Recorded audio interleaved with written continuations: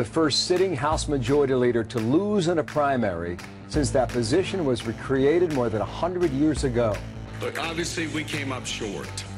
It was a defeat few, if any, saw coming. Does this defeat of Eric Cantor change the national political landscape in any way? Chip Reed sat down with the campaign whiz kid who helped pull off one of the biggest political upsets in American history.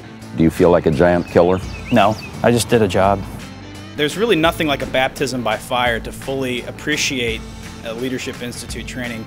I went to the campaign management school and I took copious notes, and the amount of knowledge and resources that were gifted to me by that school gave me tools in the toolbox to harness and train volunteers and activists to get the message across.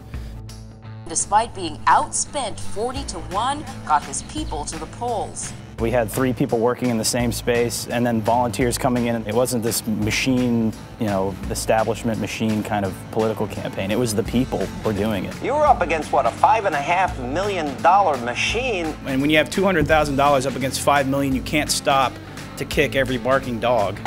The campaign was vastly outspent, yet still won with 56% of the vote.